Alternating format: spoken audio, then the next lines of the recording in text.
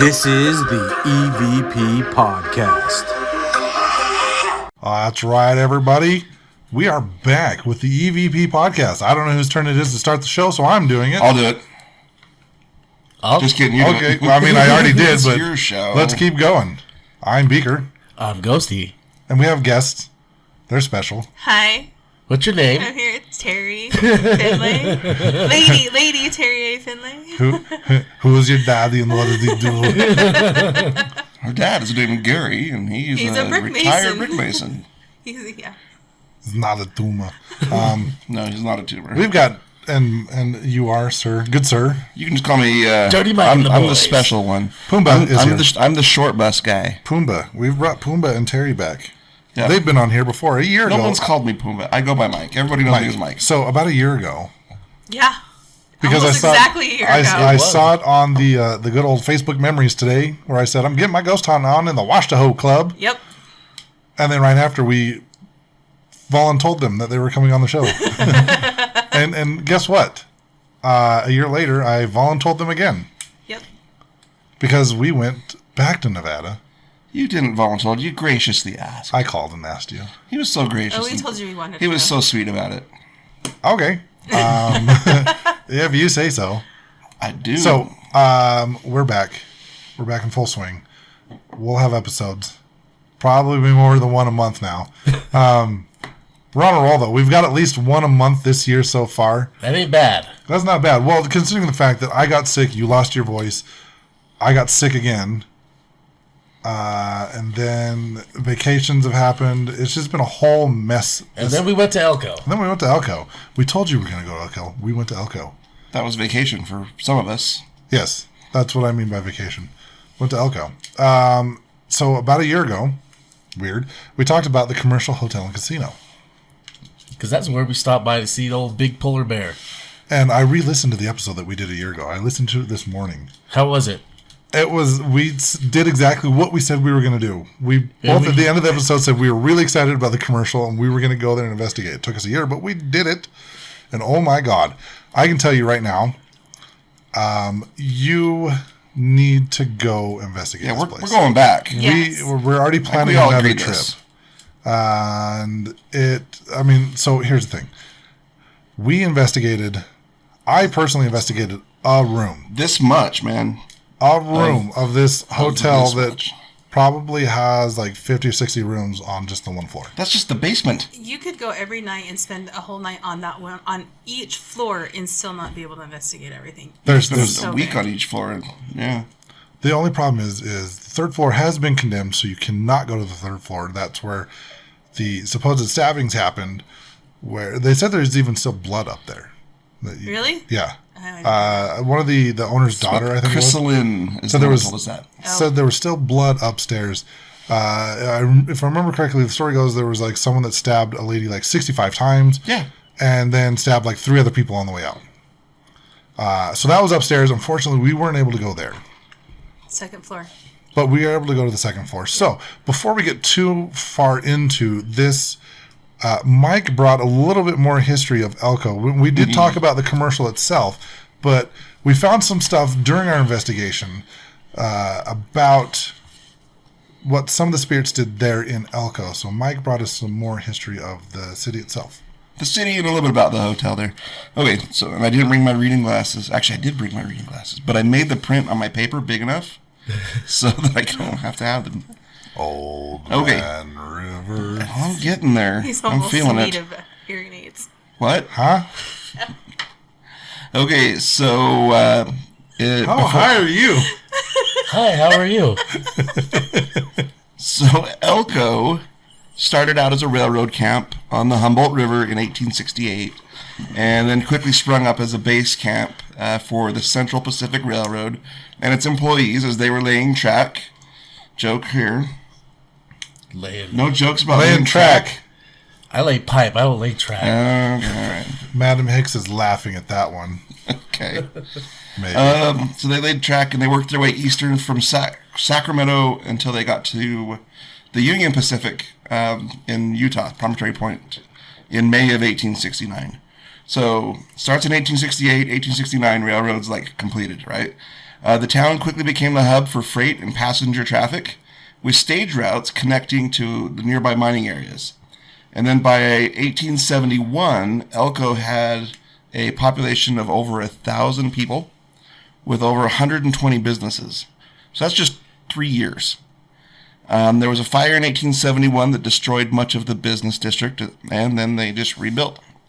Over the next 30 years, miners and ranchers used it as a marketing and supply hub. By 1886, the Elko flour mill generated electricity and supplied streetlights for the town. Moving forward, the town was incorporated as a city in 1917, and it is still a center for gold mining, with the nearby Carlin Trend Mine being a major producer. In fact, the state of Nevada, I don't know if I think I told you guys this. I told Terry this in the car. The state of Nevada produces more gold than all but 4 countries.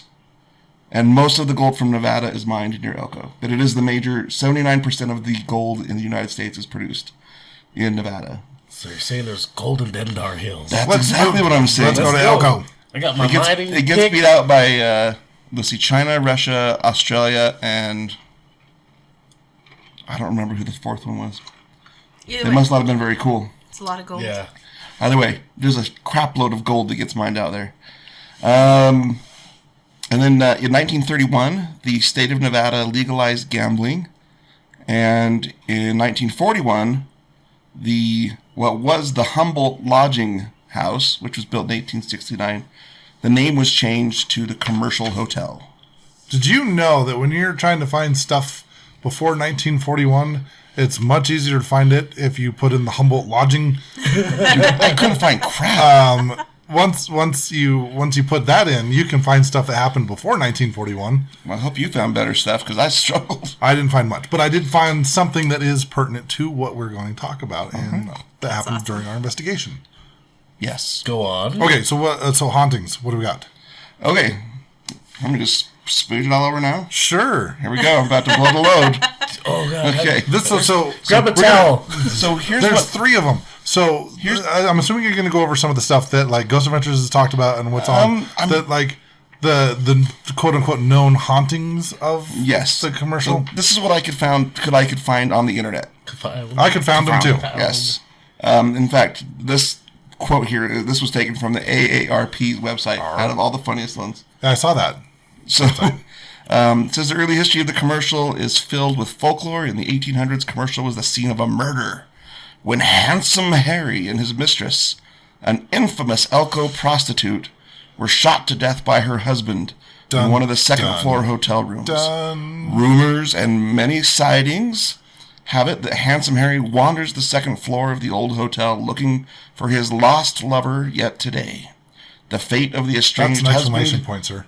Huh? Today! Today! That's an exclamation point. The fate of the estranged husband is uncertain, but many say he killed himself because he could not cope with the loss of his wife. Some accounts call him Handsome Harry, others call him Handsome Henry. And we're going to talk about that. Wait, there's actually things online that call him Henry? Yeah. Same story. Interesting. Same story, just different sites call him different Handsome Henry. Interesting. And that's where we were confused when we were there. We've got some insight on that one. Yeah, We do. So that's what. And then there was the stuff Ghost Adventures talked about. Some lady named Annie McManus that was stabbed 65 times. Yes, I forget the name of the dude. Listen to our episode on it last year. Yeah. Ghosty kept calling her Annie McManus. And then there was Cherokee Charles Sned. Sned. It's pronounced Sned, like dead. No pun intended. You found the same website I did last year. He was exactly. He was built out, or he was not built. He might have been built. I don't know. He was built in a factory. Built, dude. One report I saw said he was shot. The other one said that he was clubbed over the head.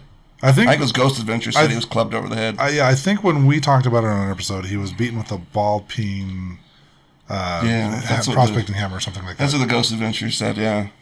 And then he climbed he got to the gate of the hotel. They think someone was trying to rob him. I guess he was on a drinking binge. Realized he was spending a lot of money. Apparently he left the majority of his money with the pawn shop owner or some shit like that, and then continued his drinking binge.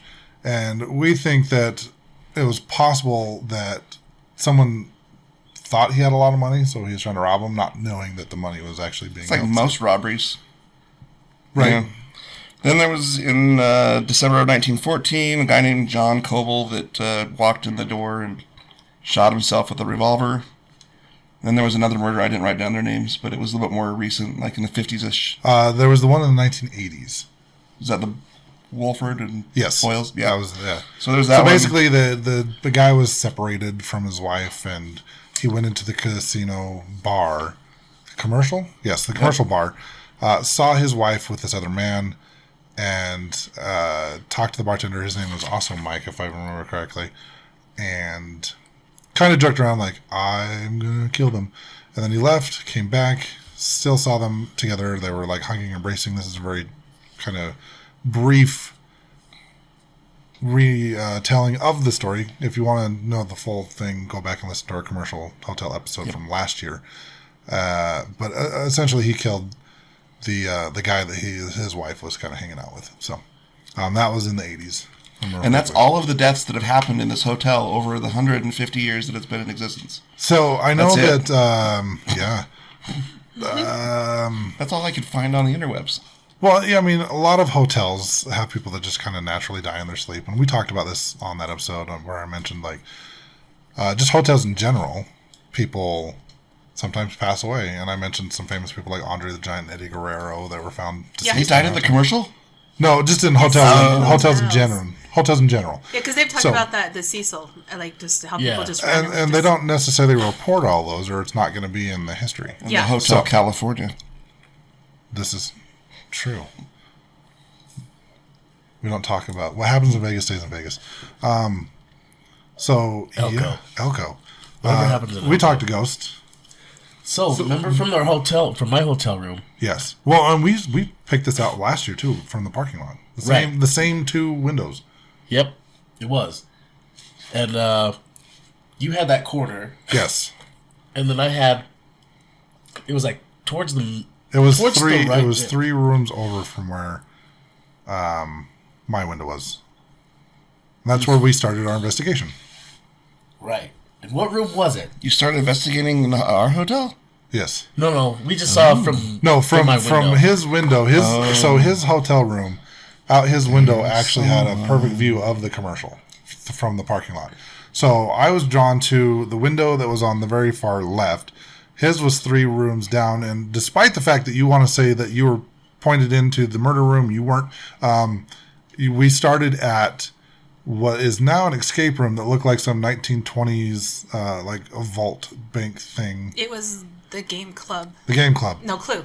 It was Clue. It was Clue. They had like different things from Clue in there for the escape room, so it was set up kind of like the game in the movie Clue. Which was right next to what they call the murder room, where handsome Harry or Henry, according to the handsome guy, supposedly killed his wife and the dude. So you were picking out spirits in that window. So from the outside. Mine was 5 windows down. So from where yours was in the corner, it was like 3 long windows, and then we could see 3 short windows because of the sign, and it was the middle short window. Right. Okay, so that was... It was the murder room. No, it wasn't. Because it was the one that we The murder room was the first short window. It was the one that we were in the far... The murder room was the first short window. The one next to it was the room where they... Like the staff room that had the plexiglass wall so you can look into. No, it was There's the a one that was two-way all mirror. blacked out. Trying to find a picture of it to see. Now, I went back and looked at it after you and Dave bailed on us. Yeah, the one that was in the middle wasn't the murder room. Because the murder room was right next to where we investigated. And we started out at the last of the big windows. The murder room would have been the one right next to it, which is the first of the small windows. Oh, okay. That was also blacked out, by the way. They both were. So we started the investigation in the room next to the murder room. Uh-huh. And we started... so I remember we walked in there. They gave us a tour. I mean, the whole tour of the building. They walked us to the basement. They walked us to the second floor. The whole tour itself took like an hour because this place is huge. Massive. And luckily, we went before. We got there earlier in the afternoon. and we went and played mini golf. But Annika, in that same window you're talking about, saw somebody peering out from between the drapes as we were walking in earlier in the afternoon. It was the room next Dun, door dun, to the dun. I could be murder wrong. room. Yeah, Yeah. that's where we went there. So when you looked out of the room that we were investigating, was the marquee right outside that window? Yeah. Oh, it was? Yeah. Okay, so yeah, the middle one was the murder room then. We were in the first of the small rooms then. Mm-hmm. I don't know. I don't know my geography of buildings. I can find the picture from the angle of the... Anyways, so either way, you were drawn to, I guess, the murder room. But we started an investigation next to the murder room. Because when we were in the room next to the murder room, and I asked what we were at, like counting the windows down, she said, "Oh yeah, that's the murder room." Oh, okay. We're like, "What?" Yeah, they're like, "Do you want to see the murder room?" And we went in there for like 5 minutes and then left. We checked out the room that I was kind of drawn to. We found there was 2 spirits in there. That was the trippy thing. That room itself. We didn't really investigate in there. Not at all. I want to go back and investigate that room. But we walked in, and I remember I was like, "Hey, you come in here come in this room with me." And the feeling of the room felt like super heavy, right? Mm-hmm. When we were both in there. I said, "I want to see something." And I stepped out of the room, and it instantly got lighter. Remember? Yes. And then I stepped back in, and it got heavier again. I had you step out, and it got lighter. So whatever was in the room didn't like both of us being in there at the same time for some reason. Was this during the tour? Or when we started It investigating? was just before we started investigating. Okay. It's when I grabbed Annika and said, "Hey, I want to see what you found." Yes, this is when we were still up there on the tour. Yeah. Okay. So we kind of figured out there was maybe a female spirit in there. And then what did you sense on the other spirit? Because I wasn't getting like what it looked like or anything, but you kind of described it, what you thought it looked like. So it kind of, like, what I was seeing in my head was like this taller, really skinny, like really pale male, like emaciated and not wearing a shirt, like, but just all that's where we investigated. pale. But like, yeah, skinny, lurpy, emaciated. That's what it seemed like to me. Oh, yeah. And whatever it was, That was me, dude. But it was tall. You were hiding in the closet. Tall. But I'm skinny. Whatever it was, it didn't like that we were both in the room together. And when I pulled out my cross, like it bolted. You could feel the energy completely shift when I took my cross out from underneath my shirt. Yeah. The energy got really light again. Like it's like whatever was in the room that didn't like us both on there. Mm-hmm. As soon as I brought my cross out, it took off. It didn't like that I did that either. Okay. But we didn't really stick around too much to investigate because I felt like the room that we investigated first, the escape room, I was kind of drawn to that a little bit more. Mm-hmm. So I'm like, let's start an investigation here. We walk in and Dell goes straight to the window. And what pops in my head at first is, "Don't touch my chair." Yes. And then it was shortly after that, I think the 3 of you joined us. Yeah, when we got in there, you guys were already set up and going. Like, Dell had his motion sensors already set up. The Ghost Beater Pro, the Flux. You were already sitting in the extremely comfortable chair. I was fluxing on him. And then we just came in and joined. So how did we? I listened to all this morning, and I didn't write any of it down. Well, Annika tried to sit in the chair, and you're like, "Don't sit there." That's right. Like you can't. I'm like, why can't she sit in the chair? Because he didn't want you to sit. Yeah, in the he chair. didn't want her to sit. Because he was sitting in the chair. Yep. That was cool because Dell had his K2 going like around the chair, and it was like green, green, green, and then he would like go down the middle, and you'd see it spike to red, and like you could definitely tell like where he was at in the chair with the K2. Yeah. Yeah, it was pretty cool because like the K2 was going off, and there was some of the marquee that was setting it off out the window. Yeah. Yeah, but on the chair, that was pretty cool. Yeah, because there was a good probably 3 feet between the chair and the window. Yeah. Well, you even tested. Didn't you even test it like behind the chair, above the chair? Like you thought maybe the infrared camera would set it off. Yeah, because he put it up there. He went around the window like. Yeah, the readings. The further you got away from that chair, it calmed. Right. And then you got right to the middle where somebody would be sitting, and it was going nuts. So then we decided we wanted to know who we were talking to. Right. And at this point, I think we had 2 sets of dowsing rods out. I was sitting in the other really comfortable chair. I had my pendulum. Yeah, those chairs were amazing. And then we just started asking yes or no questions. Yep. And I think we started with, we were talking to Handsome Harry is what we were calling him first. And I started kind of picking up on it like, no, his name it's Henry. It's not Harry. He was very adamant that his name was, I remember that. He was very adamant his name was Henry, not Harry. We started trying to describe what he looked like. I remember saying something, he had his hair parted on the right, like on the right side over to the left. He was wearing like a blue pinstripe suit. We couldn't pinpoint the color or the color of his eyes because he was telling us it was like brown and blue. And then it was green, and then it was gray, and then it was hazel. He just assumed it was like hazel, and it would change colors depending on what he wears. Yeah, something like that. Yeah. So, I know we started asking him about his personal life, and we wanted to know. You also mentioned his cufflinks. His cufflinks, yes. They had the initials, had his like dad's initials RJ on them, I believe. Yeah, they were given to him by his dad. Yes. Roger. And... Sorry. What else? So we were talking to him, we were asking him, like... Because, as the story goes, he's the one that came in and killed his wife and her lover, right? Yes. That's what everybody says. And so Allegedly. we were asking him, like, were you involved with this? And I got this very sense of, like, it kind of came through real quick. Just I hear it in my head. I'm innocent. I didn't do it. Mm-hmm. And I believe Annika got the same thing, too, saying she felt that he was also innocent. And he was just very confused. He's like, I don't understand. He didn't understand why everyone was calling him Harry because his name was Henry. Mm-hmm. And he didn't understand why everyone was telling the story about him because he had no idea. He wasn't around for it. So he told us he passed away there at the commercial in 1925, where the murders took place in 1896. Correct. So he just kind of wanted to set the record straight. And I remember at one point, Mike says, I want to ask you some questions. And you hear me say, what do you want to know? Yep.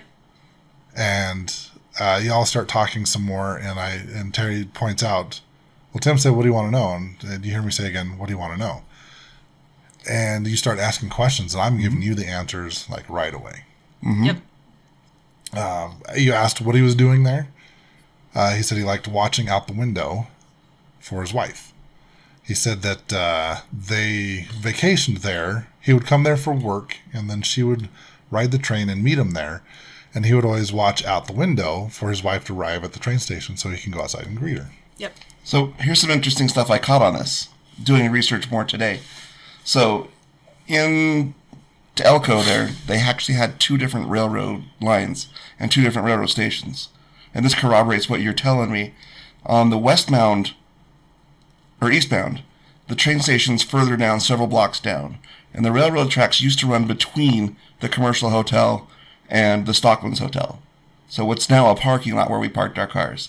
There was another line then for the westbound trains, so if we were coming from back east, and it stopped. It ran on the other side of the Stockman's Hotel, and the station was over there on the back side of Stockman's. So where he was looking from that vantage point across the one set of tracks over towards the Stockman's Hotel would be the direction his wife would be coming from. Exactly. Right. So it kind of makes a whole bunch of sense that he's sitting in that window looking for his wife coming from the train station.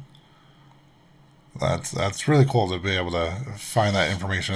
He actually has pictures that shows where the railroad tracks used to run and stuff. So, and he'll send those. I think he actually already sent me those. I sent them on Messenger. Yeah. We'll put it on social media so you can kind of see what we're talking about. But yeah, he would sit there and wait for his wife to show up. We did find out that he was like a CEO or a bank manager, something like that. He was a banker of some sorts. Something to do with banks. So what he had told us that I remember I'm answering the questions, and you guys noticed something, and it's kind of scared Mike a little bit.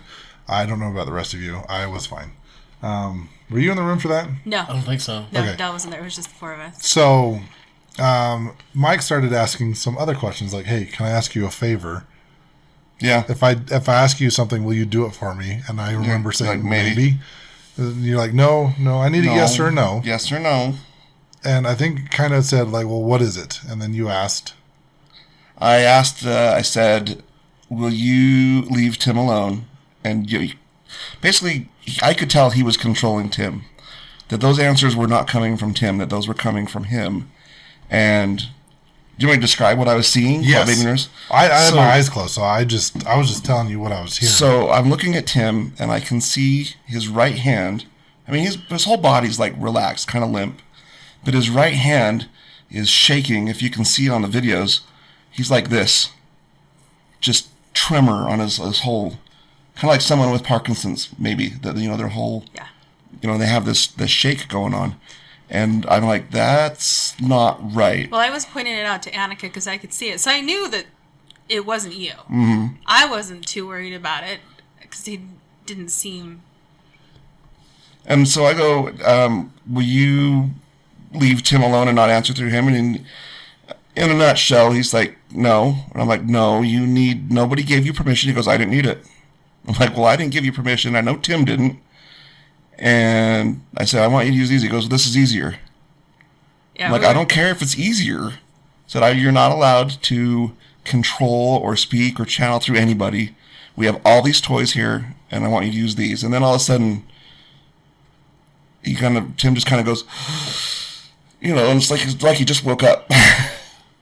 And takes a deep breath and starts kind of rubbing his eyes. It's like, hey, welcome back. Well, in the audio, you can hear a change of tone in my voice. Oh, total. Yeah. 100%. We knew something. Yeah, you could tell. So I reached out to a very reliable person, and she told me. I asked her. I'm like, okay, so because I kind of had a feeling of doubt. So was I actually channeling, or what was going on there? Because I thought at the time that I was channeling Henry. I had to look at the paper to remember his name. I thought I was channeling Henry, and she says, "Well, no, not exactly." She's like, "Yes and no." Okay.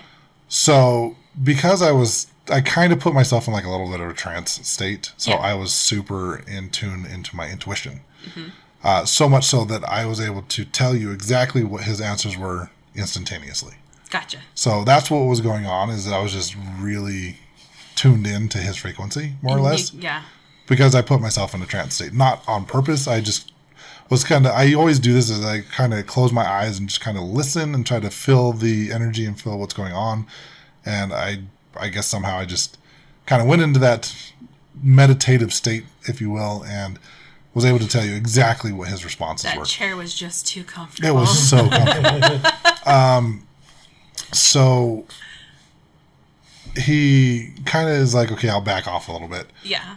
He said he still wanted to talk. And I remember him saying, like, because Mike pointed out all these toys. Hey, we have all these things that you can talk to us with. And I just go, well, he likes the sticks. Right. Yeah. And you guys are looking at me like, sticks with the dowsing rods? And I'm like, he's calling them sticks. He likes the sticks. And we started talking amongst ourselves. And I just hear him go, it's my turn to talk. And I said this in the audio. I heard you say that. Yeah. So he was just like, he's like, no, you're here to talk to me. So we started asking him some more questions. I think this is when we started figuring out that, like, that's why he was there. He's there with his wife. You asked him which ones, and he goes, I want, the young one. Oh, yeah. Which Annika is our daughter, for those who don't know. She's our 19-year-old daughter. You asked if what dowsing rods you want to use, yours or Annika's, and he just said the young one. Right. Yeah, he wanted to talk to her. Which is awesome, because she's super sensitive. And he really wanted his story to be heard, because his story was unknown. Because he was being blamed that he was somebody that he wasn't. So we asked him, did he actually die there? We didn't tell him he was all over the internet being defamed. No, I think he kind of picked that up. Well, I don't think he understands what the internet is. But, that's why. I do think he was aware of the fact that Ghost Adventures was there recently talking about it. So that's how we found out that it's the truck outside. The truck. That he wasn't involved. He is the one that they were calling Handsome Harry or Handsome Henry, but he was not involved in those murders. In fact, he was actually murdered there himself in 1926.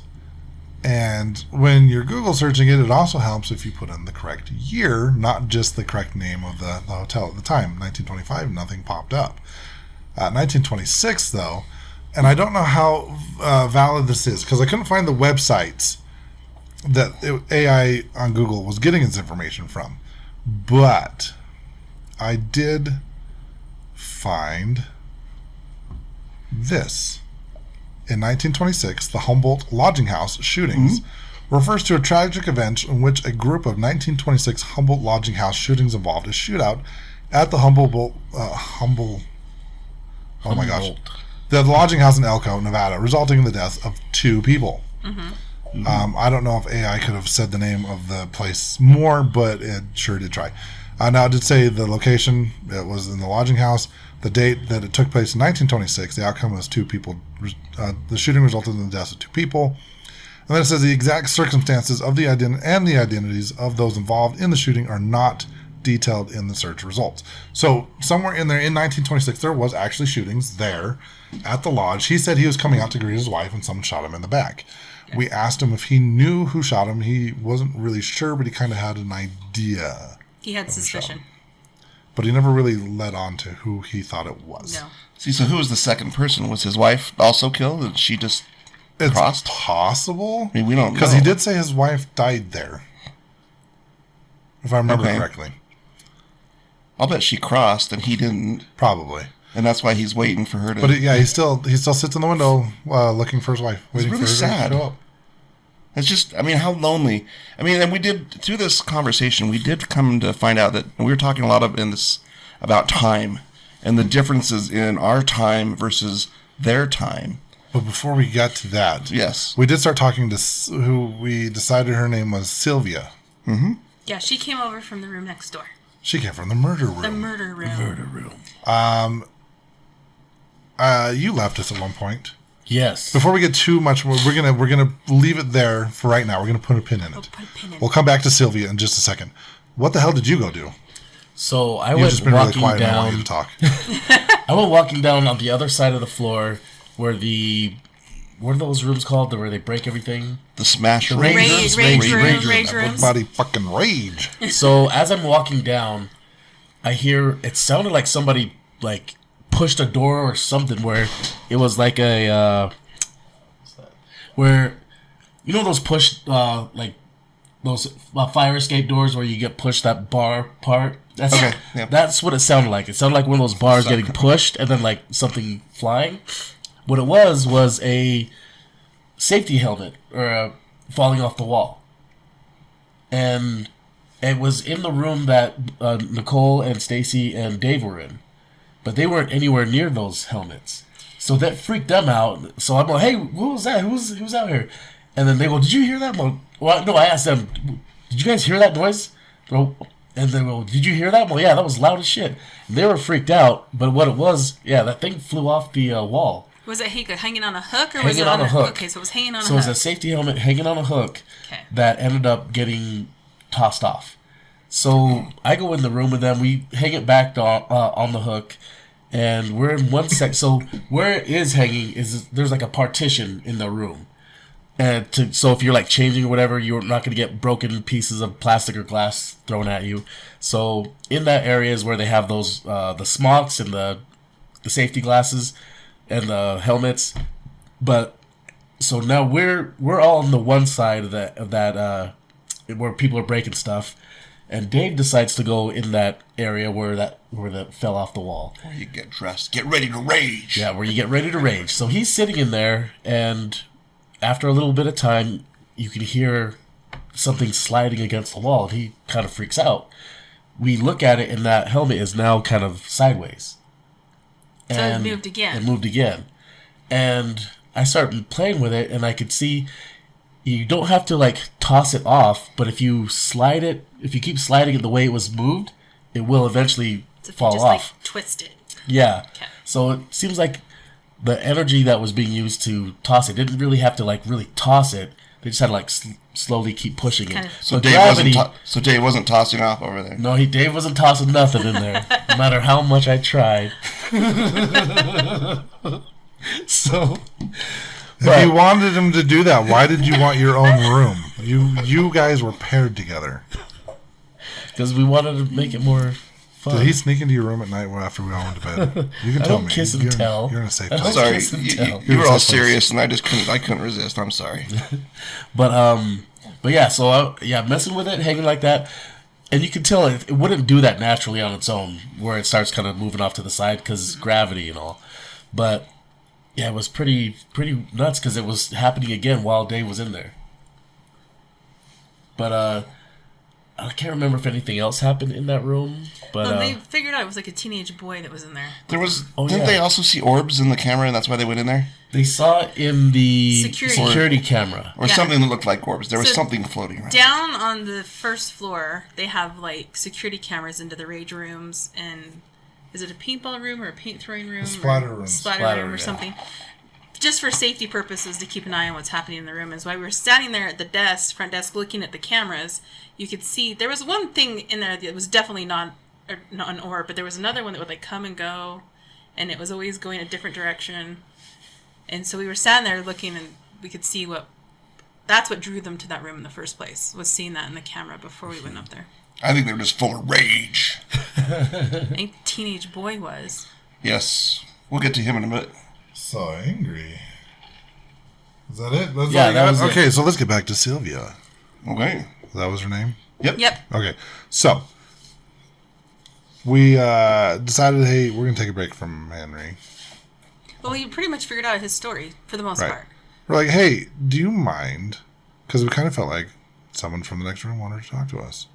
So we invited her over. And starting off, when we started the night, Nicole and the other group were in the murder room. Yeah, they were loud. I mean, they were in the murder room. They were talking. Which made it really loud. But after they had left, these spirits were now unoccupied. And yeah, they wanted to continue talking because they also sort of wanted their story told. Mm-hmm. And they wanted it set correctly, too. Because it was very different. The information we got during our investigation, sort of different than what you hear on the interwebs. Yep. So are we right? Are we wrong? Who knows? But it's fun. Shadow I feel like we're right. Do you want me to go with it? Sure. Okay. I've talked a lot. So have I. Terry, tell the story. Go for it. Okay. All right. So we asked him if he ever talked to the spirits over there. And Henry says, oh, yeah, he talks to them, and he is friends with them, although he is friends with one of them. He's friends with her. He doesn't really like the male spirit that's over there. He's not very friendly. So he never goes over to the murder room next door, but she'll come over, and the other guy now Nicole said his name was Greg or Gregory, and we got a confirmation with dowsing rods that was correct. Yes. So, but Gregory is kind of a dick, for lack of better terms. We didn't talk to him. He didn't come over. Henry doesn't like him coming over. But the other lady that came over, this is the lady who was murdered, she did come over, and honestly, she was a total sweetheart. She was so pleasant, and you could feel this positive energy emanating from her. I don't know if you felt that. Nope, not at all. Not one bit. Really? Yep. Oh. I was tired. Oh, you were tired. But let's say I was tired. Okay. Was I tired? I could have been tired. I don't know. You weren't real active. Anyway, she had amazing positive energy. I don't know if Terry felt that or not. No? I was just chilling in the chair. Okay, well, Annika and I was shit. At that point, I had been given permission to sit in Henry's chair. He got up to go get her. Yes. So I went and sat in Henry's chair. Because he was standing next to me. Yeah, That's how he was like. I said at one point it sounded like because I was no longer tapped in. It was like he was whispering into my ear the answers. Mm-hmm. So I got permission to sit in Henry's chair. So she came over. We've determined her name started with an S. Annika says, I feel like it's Sylvia, and we got both sets of dowsing rods were huge. Yes, it's Sylvia. So here's Sylvia's backstory, what we were able to find. So Sylvia came to America from Singapore area or Malaysia. How did we find this? Somebody in the room had what we call an Ovulus 5. And it was yours because mine wasn't turned on. And there was a word that came up, and I don't remember the word because it wasn't in English. No. But Terry looked it up, Googled it. I don't remember the word and you found it was something in a language that was called like Malay. Yes. Malay, yes. Malaysia. Okay, Malaysia. Yeah, it was a word. It had something to do with water supply or water treatment. And so we're like, okay, well, are you from? And she goes, it's a language that's used in Singapore, Malaysia, and Thailand. It was just a weirdly weird word to come up through the Ovilus because it wasn't an English word. Yeah, well, what does that mean? So she Googled it. Anyway, so they're like, okay, well, is that where you're from? And she was from there. So somewhere in that Malaysia area is where she was from. Southeast Asia, we'll go with. And she had to come here with her father, with her parents. He was working on the railroad, which, if you know the history of the American West, yeah, a lot of Asians came to the United States. And I asked her if she felt bad, if she missed home, or if she liked America better. She loved being in America, even though there was a lot of racism. They weren't treated very well because of their race. But her dad worked on the railroad. She also worked a little bit with the railroad, but found that there wasn't a lot of love there, and there wasn't a lot of money to be made for her there. So she went to the other primary occupation that you would find for women in Nevada who were not married. What's that? Cohen. Oh. Well, I think, and maybe some part of the reason why we got such good responses is the way that Tim was asking the questions, and the way you phrased it was like business partner, or I think it was Teri A is the one that got the partner thing. Yes. So I said, I remember saying something like along the lines of, I'm going to ask you a personal question if you don't mind. I got a yes. Mm-hmm. I said, okay, I'm going to try to ask this in a respectful way. Did you meet up with people and get paid to do certain activities? Yeah. That's exactly how you said yes. And she said yes. And I said, this gentleman that's in the room with you, was he one of those people that paid you for these activities? And she said yes. Mm-hmm. And I just kind of hinted at, but not actually mentioned that she was a prostitute. We never specifically called her. Never used the word prostitute. Never used the word sex. We didn't even call her Lady of the Night or anything. We were very respectful and very... It's like she knew what we were talking about. I asked her, hey, did you receive money for the activities that you did with these people? And she said yes. I said, I feel like one of these men felt like he owned you because of the fact that he gave you money. He didn't come across as like he was like a pimp or anything like that. I don't feel like she had one of those. She was just kind of it's like a brothel. You know what I mean? Where you see it on the old Western shows where they just have the room set up and the men go in there with them and do their thing, pay them, and leave. Does your plant over there move on its own a lot? Windows open. Okay. So one of these men got overly possessive, and this might have been Gregory. And she called him a business partner. Yeah, in a sense, I guess, might have been a partner. He might have, like I said, he was overly possessive, so he might have been trying to facilitate who she got to see. But I also protected her too from maybe just pimply. So what we found out is, so we've kind of figured that one person felt he was kind of controlling. I'm like, were they a little jealous that you do these activities with other people? And we got a yes on that as well. And we kind of got the feeling that she had actually fallen in love with one of these other men. Mm-hmm. And he was a businessman. He was a well-to-do businessman that was actually going to take care of her both emotionally and financially. I'm thinking of Pretty Woman story. Kind of. Like, they fell in love. Mm-hmm. Like, they were... according to the information we got during the investigation, they were going to get married. That was the plan. The word is... I found the word. It was Salaran. Salaran. Which translates to drainage. In Malay. In Malay language. So yeah, Sorry. that's where... Sorry. No, you're fine. I was like, that's not a word that's just going to randomly pop up on an ovulus. Nope.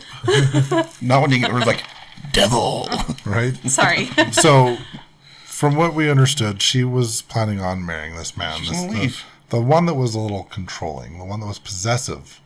Yeah. Gregory. Possibly Gregory, as the one that went a little nuts and killed Sylvia, the man she was going to marry. I don't know if he killed himself or not.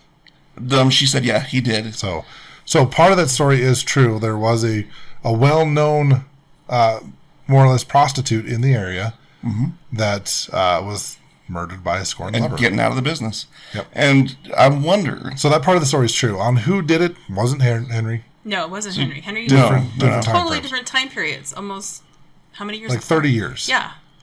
So what I deduce from it is that it was Gregory that killed him. And I wonder if the man that was killed with her was named Harry. And that's why where that comes from. Quite possibly. We didn't actually get into that. And then Henry just gets mistaken. We're just going to have to go back. Yes. Okay. Let's go back. All right. So, after finding all of this out, I think that we had decided it was time to move on. We realized we'd been up there for an hour and a half, and the investigation was all... It was like... We spent almost the whole night in just that one room. But she was totally cool. But before we left, we did the time thing. Okay. I started asking questions about time. Yeah. Because we've mentioned that time works differently for spirits. And I don't know why I started asking these questions, but I did. I'm glad you did, because it was interesting stuff. So what was your take on this? So we were asking, it's like, okay, well, we've been here for, because they didn't feel like they knew each other very long. That's how we found out we'd been in there for so long. She felt like she'd been there for like her murder had been like 4 days ago. 4 or 5. He felt like he'd only been there for about 2 days as a spirit. And we're like, we've been here for 3 hours. So yeah, we were in the room. Yeah, we were in the room for about, I think, an hour at this point. And we kind of asked him about time, and he felt like we had just barely got in the room, and we had only been there for like a couple minutes to him. So then I started asking the question, well, let me ask you this. How many days have you been deceased? And I remember Mike going, days? I'm like, yeah, how many days have you been deceased? And we had them tap the rods together. That's when he said 2. I was expecting more of a weeks thing. Nope, I just felt like days was the appropriate. And I think you were in. She said 4 days. I think originally asked, when was the last time you talked to someone like us that was here? They said like 4 days.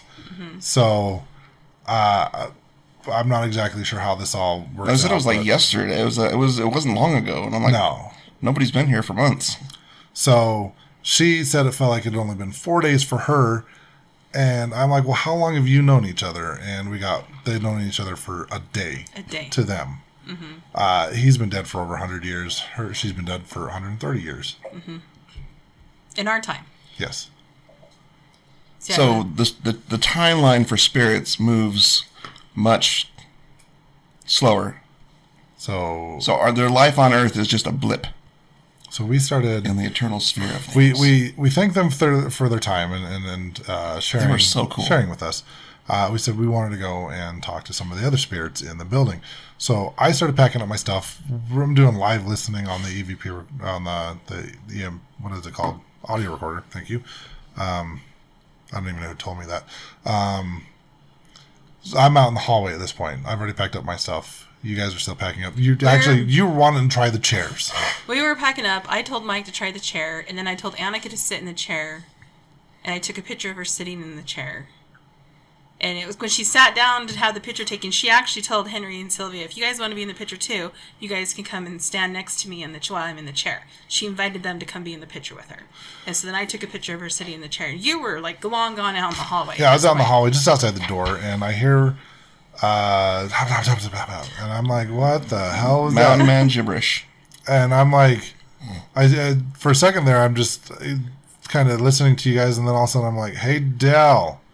Because I thought maybe he was down the hall talking or something, and there's no response. And I'm like, okay. And then I go in the recording, I'm like, well, I don't think that was Dell. And I hear someone go, huh? And then I'm like, wait, did one of you just say huh? And I hear someone say no. And I was really excited. I'm like, check out all these awesome EVPs I got. So when I was re-listening to my audio, I'm pretty sure the huh and no came from Mike. But the gibberish. Yeah, the gibberish. That's pretty cool. We can play that here in a minute. I did get a couple of EVPs from that room. I think that's all I got from that room was the EVPs are... The only EVPs I got were from that room. I don't think I got anything in I got one there and one downstairs.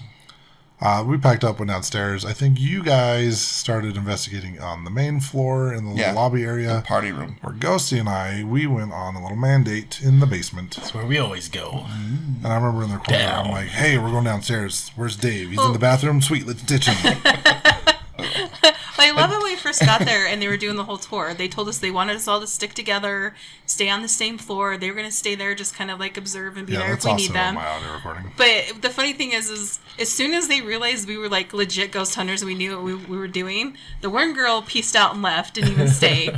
The other two girls went down and started working on a balloon arch, and they were just like, they didn't care what we did or where we went. Oh yeah, the place is being renovated, so they had like a technician there working on some. There was people. There was parts that we would have loved to go and investigate, because I would have gone.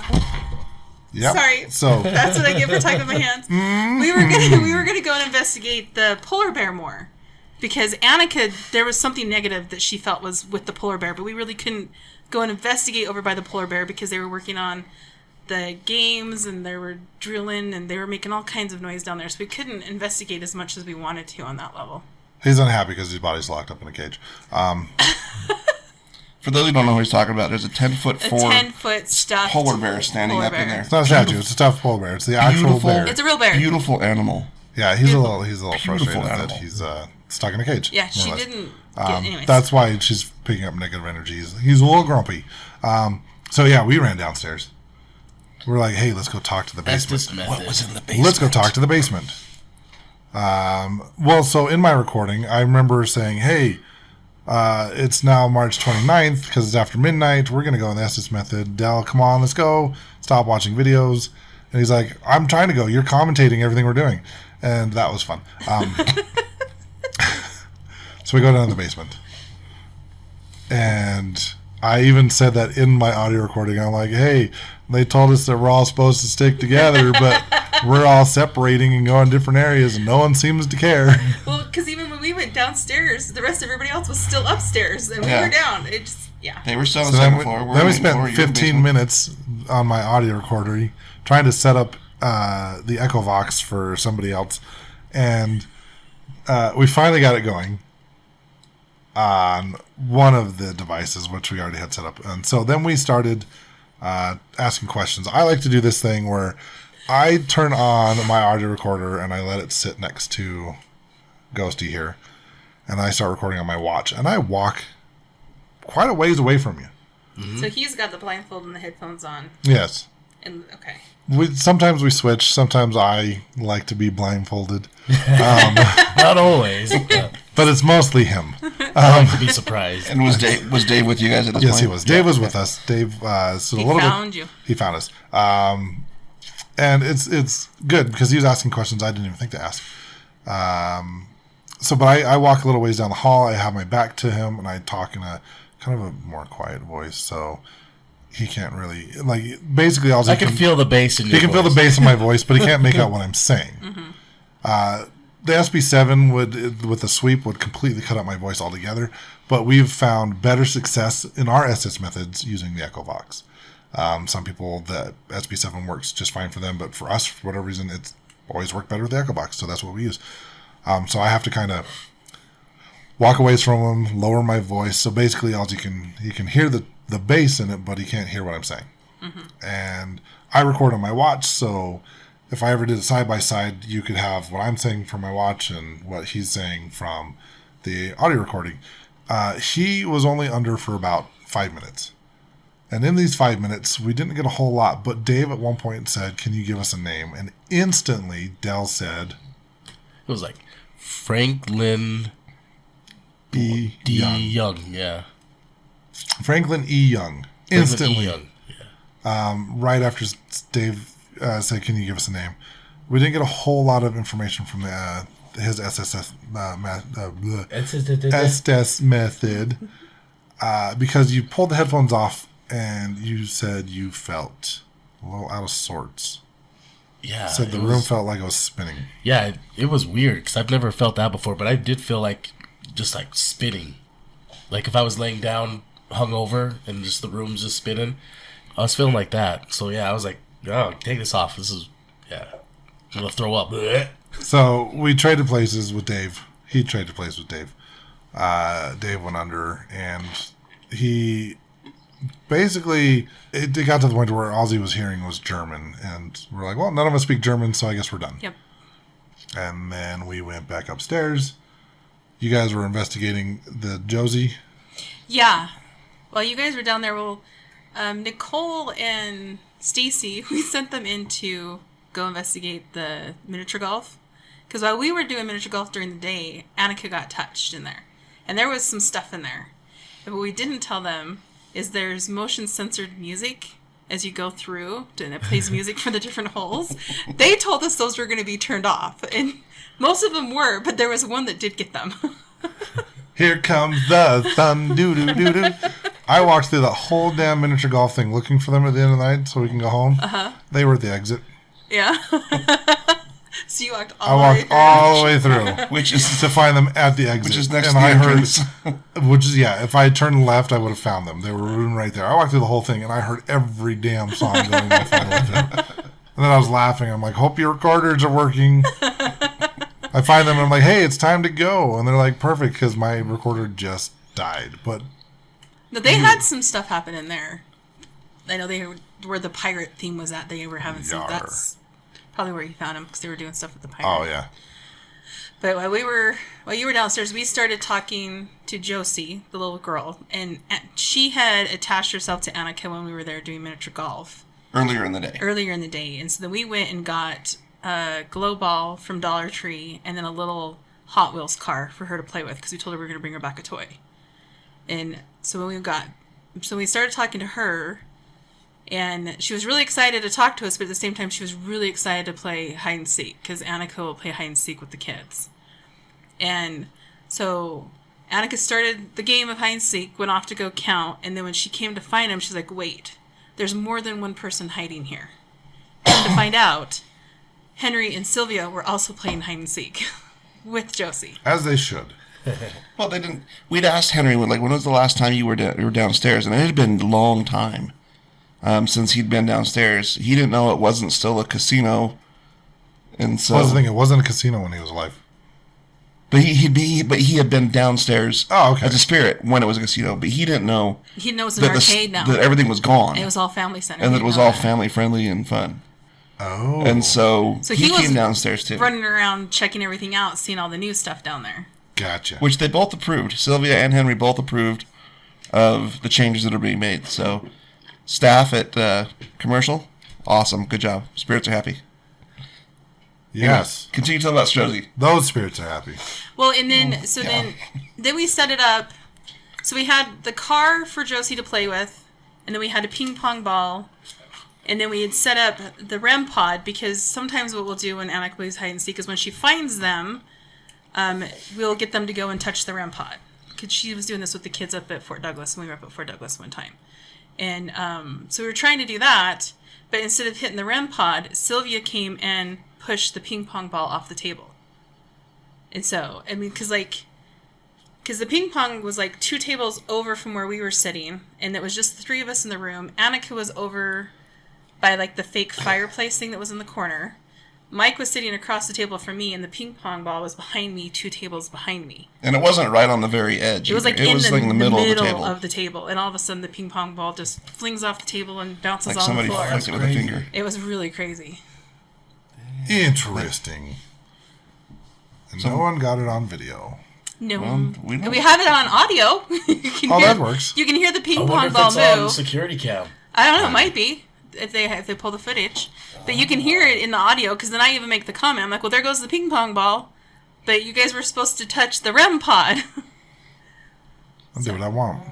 Pretty much. You had your Boo Bear out. Yeah, Had and the then Boo Bear out. Then you guys came back when we finally got the Boo Bear out because we had told Josie that we had a bear that she could play with. And the whole time we were upstairs with Sylvia and Henry, she was down there. The bear was out on the table, and apparently she was down there just interested in that bear Wanting to play and with couldn't the bear. wait because she wanted to play with that bear. Mm-hmm. Well, apparently it only says certain things if it's touched. Yeah. Because you were like going over some of the stuff it says, but every now and then it was like, ha ha ha, that tickles. Yeah, so it's the way that the Boo Bear works is there's programmed things in does. it. There's programmed things that it will automatically say to kind of try to conduct an EVP session. Like it will count, it will do the ABCs, it will... I can't remember what all it does. Will you tell me a story? Yeah, will you tell me a story? But then there's also things that it says when it's triggered. So when you touch its hands, there's red lights that light up in its hands. and it will say like, I like holding hands. And then if you touch its belly, it comments that tickles. Or it'll say, oh, I like hugs. I like hugs. And if the temperature changes, it will say, "Burr, it's getting cold in here." So it does pick up those things, but that's not programmed to randomly go off. That is triggered by what's programmed in it. And it was doing that. Yeah, the idea is that it's there to try to get someone to speak, and you put your recorder next to it, and then the recorder hopefully picks up.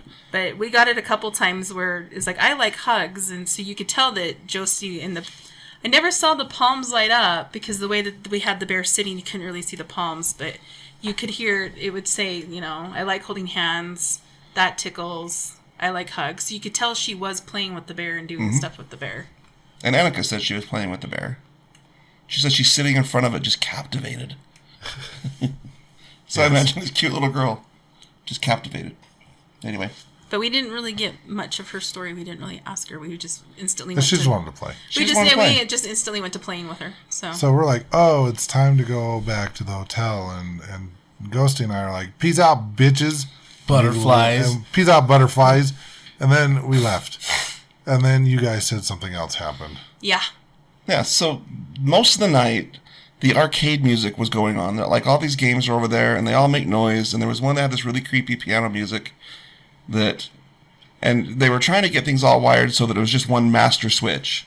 And the owner of the fun center was there, and he's like, yes, got it, finally. He went over there and he flipped the switch. Everything all shut off at once, and he was like, and then he flipped it all back on. Like, yeah, it worked, and then he flipped it all back on. So, but just to make sure that the one switch still. But after you guys left, they turned off all the stuff, and so it was like quiet, and it was amazing.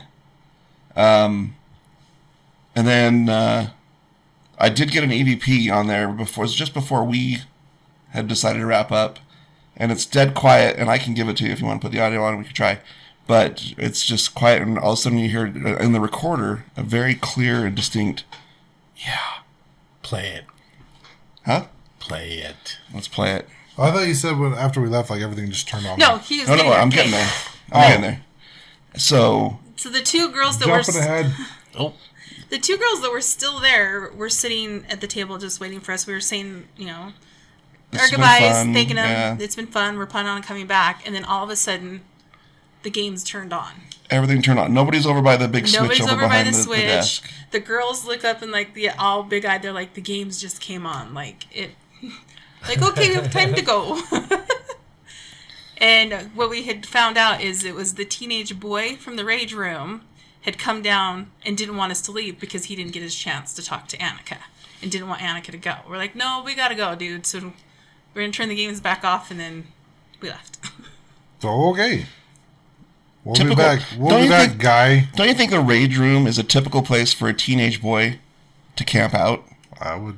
Like, of all the places he could pick, I'm 42. I'm picking the same place. Fitting. Yeah. I'll break some stuff. Yeah. But no, definitely. I would go back next week if I could. Okay, should we play some EVPs? Play it. So here's the first one. So what did I ask? If he was going. This is Harry. So I'll play this one more time, and then we'll talk about it. So what did I ask? If he was going. This is Harry. Okay, so it's right after Mike says, so what did I ask? And it sounds like someone responds. I'll play it one more time. So what did I ask? If he was going. This is Harry. Okay, so to me it sounds like a woman's voice. Mm-hmm. Yes. Are you going to agree on this? It's clear it's a woman's voice. What do we know what she says? What do we think she says? To me it says I don't know. Yes. I don't know. No, it was words. It wasn't grum. What? I heard, I don't know. Okay. See, and I could almost hear not now. Okay, so we're not all on the same page on this one because I hear not enough. What did I ask? You didn't ask enough, huh? What did I ask? Not enough. Not enough. This is what I hear. So I'll play it one last time. So what did I ask?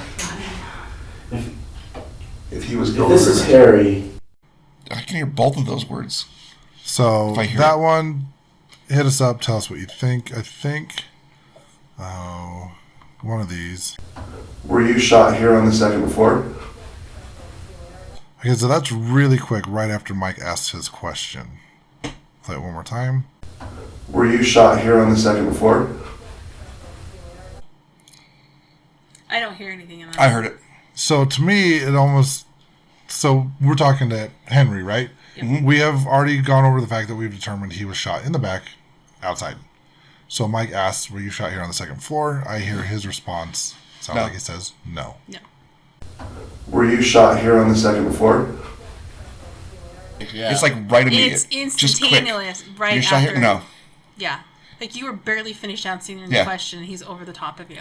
Okay, so I have another one on here that I labeled as no. I don't think I'm going to play that one because when we listened to it earlier, we didn't you hear couldn't really hear it. anything. I have another one where it sounded like a woman was talking about the same time Annika was.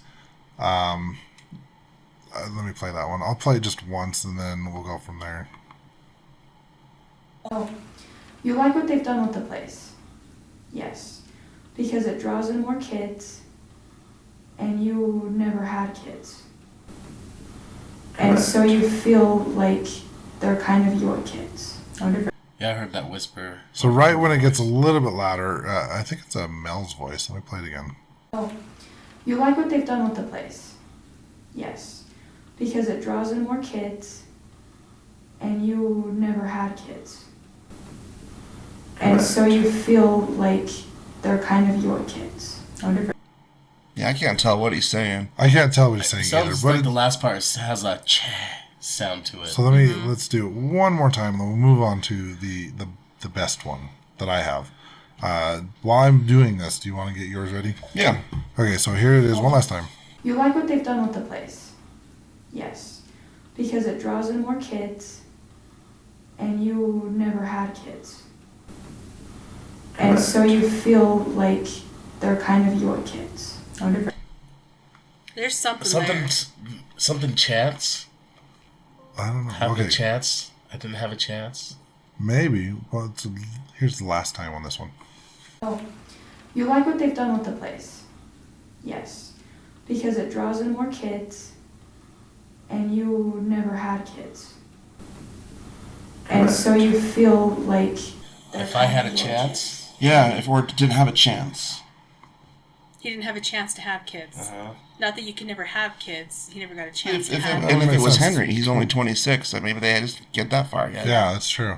So here's the last one. This is one that I thought was gibberish. This is one I heard on the live listen on the audio. Yeah. This is one that I originally thought was Dell. Actually, let's. Let's play yours first. Let's do these first, because yours is just...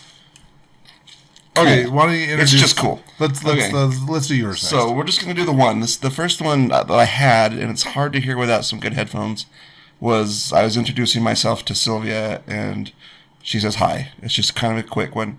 But this one's a better one. So this is down in the party room. This is after, I believe after Tim and Dale had bugged out, and I was about to turn off my recorder.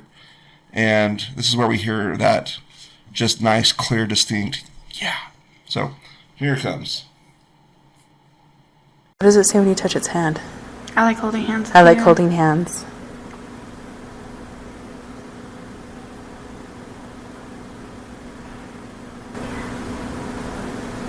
What's that? Oh, I didn't hear it there. I didn't hear it there. My laptop speakers aren't good, No, but no, I will it's give fine. the file It's- to Tim, and he will play Yes. them. So when you've heard all of these so far, the audio, we're not playing it through the microphones. But basically, what's going on is we're talking about holding hands and stuff, and then probably a good 3 or 4 seconds goes by, and then you just hear a nice, clear, yeah. But then you hear Annika respond. she what goes, was that? "What was that?" So she heard it audibly. She heard it. So Well, that's cool. as far as they go, that's a whisper one. But if you've ever listened to EVPs, probably most of your EVPs do come through as a whisper. All mine were kind of quiet. This one here This that I one's thought was good. gibberish. This one was a little bit louder because I think it was right next to my recorder, maybe. But I have gone through already and just boosted the volume on all of these. That's the only editing I've done. Is just I've made them louder so you can hear them better. This one, like I said, I thought it was gibberish. And when I was listening to it today, I got all excited when I realized what he was actually saying. So let's play the normal. Do you want to version play it first, or do you want to give what was going I'm on? going to play the normal one first. Okay. I always play it 2 or 3 times, before I don't want to put the thoughts in people's heads first. Okay. I want them to hear it, You got and it. then we'll discuss. So here it is. Oh, I like this chair though. Oh, now getting my picture too. Now, do you guys want to be in it? I'm here on the side with the camera. I'll just try chair 2. Oh, heck yeah. Henry, I know why you like this chair, bro. Okay, so I left all the kind of some of the stuff in. Oh, I like this chair though. Oh, now getting my picture too. Now, do you guys want to be in it? I'm here on the side with the camera. I'll just try chair 2. Oh, heck yeah. Henry, I know why you like this chair, bro. Okay, before I accidentally hit play, I was going to say I left some of the stuff in about you guys trying out the chairs because once I realized what he was actually saying, because originally I thought it was gibberish. Well, now, I don't hear gibberish anymore now Oh, that I no, know. no, not now. But it's very distinctively And I remember clear. when we were playing it at the commercial, after it happened, we were trying to use my little Bluetooth speaker. I can hardly even hear it. I mean, we could hear yeah, something you was could there, hear it, but we could not make it sounded sense like of it. it sounded like gibberish. It didn't sound like it was saying anything. So one last time before I tell you what I think he said. It's after you hear Annika say, "Oh, that's a really comfy chair," and then she gets out, and I get my chance to sit in. And this is Henry's chair. Sit in my chair? Because then Yeah. you can hear her inviting the Sylvia and Henry to come be in the picture Yeah, with her. it's right before you're like, hey, this is And then a you soft sat chair. in my chair. Okay, Yeah, here we go. yeah. One more time. Oh, I like this chair though. Oh, now getting my picture too. Now, do you guys want to be in it? I'm here on the side with the camera. I'll just try chair 2. Oh, heck yeah. Henry, I know why you like this chair, bro. Okay, Such a so- comfy chair, dude. So knowing what he actually says, so it is a little bit fast. So I slowed it down quite a bit. So I'm going to play the slow-mo version once. This is so cool. I'll just try chair 2. So if it sounds a little distorted, it's because I did slow it Slowed it down. down. So one more time. I'll just try chair 2. Just so you can kind of make more sense of it. Because he said it so fast, like I said originally, I thought it was gibberish. But to me, it sounds like, I want to try the chair too. Yep. Yeah. It sounds like I just tried chair Or 2. I'm gonna try chair 2. I just tried chair 2. Yeah. I'm gonna try chair 2. It kind of does have a southern drawl to it a little bit. He wants to try the chair. He wants, Either the way. chair. It was all about those it's chairs, clear. man. So he wanted to try the chair. He did try the chair, something that... If you get a chance to go to the Commercial Fun Center, go to the Clue Room and sit in Try one of the those chair. 2 yellow chairs. You'll know what we mean. Yeah. Better than a lazy boy. So I was really excited when I realized it wasn't gibberish. It was actually an EVP. So that's a good one. Really cool. That was really cool. That's a solid one. I love it. So here's the deal. We talked about it a little bit last year about some of the fun stuff they do. They do the pottery stuff. You can paint some pottery stuff. They do have their little makeshift Build-A-Bear. They have a little miniature golf, rage rooms, the splatter paint rooms where you can go and just throw paint at each other and at the walls. Arcade with everything that's too small for my fat butt to sit on. They got the VR roller coasters. They've got the best damn bakery. They have axe throwing. The donuts are the best. You can get pizza there. Oh, they do have axe throwing. You know what's funny is at the end of our episode last year, you were like, "Do they have axe throwing?" I'm like, "I don't know." And you're like, "We should stop in there and tell them that they should do axe throwing." They have axe throwing. I forgot that. They have axe they do. throwing. You must have heard us. They must have. But yeah, those donuts. Yes. So It was about the apple fritter. You can go back for the donuts. I bought a little bunch of stuff. I bought the little the crow nuggets is what they call them. Like the cronut or the croissant donut things. The cronuts. They have little donut holes of those. And when I was picking up my bag, one popped out on the counter, and I go, "Oh no!" And I pick it up and I ate it. And I looked at the lady, and I'm like, "This only came with 4. It's a bag of 5." And she's like, "I As he's saw that." eating these, you should see the smile on his face. They were the best. It was Yeah. huge. It was Yeah. great. How quick did I disappear after we got done taking the pictures? Oh, you ran in so fast. You guys were still looking around. And you're like, "Where's he at?" You're like, donuts! And you turned and ran. I'm inside the door smiling at all of you. I'm like, "I'm getting donuts." So yeah, that was our adventures at the commercial hotel in Elko, Nevada. We did get confirmation from Brandy that there was a woman in the pictures with Annika. Oh yeah, I forgot to You mention didn't tell that. us what she... So yeah, Annika, Terry, you guys posted a bunch of pictures of the adventures there. Yeah. And Brandy commented on one Thanks, of them. Dale. Thank you. Yeah, I was pointing at it, like the bell. Yeah, no, I'm slow. So she said something about two of the photos. She commented on my post on Instagram and said that in the 2 photos of Annika, there is a woman dressed in clothing from the 1800s in the picture with her. Which was not confirmation when Annika invited... There was one picture Annika invited Sylvia to be in the picture with her. The other picture, Sylvia was there, but we didn't know if she was in the picture with her. Because one was upstairs, one was downstairs. So I got a little bit more information when I was probing the brain of the Brandy. What'd you get? Ding it, guy. So I was asking a little bit more about the woman in the picture. Because she said 1800s, and I said, well, that makes sense according... it kind of fits with one of the spirits that we're talking to. Died in the 1800s, right?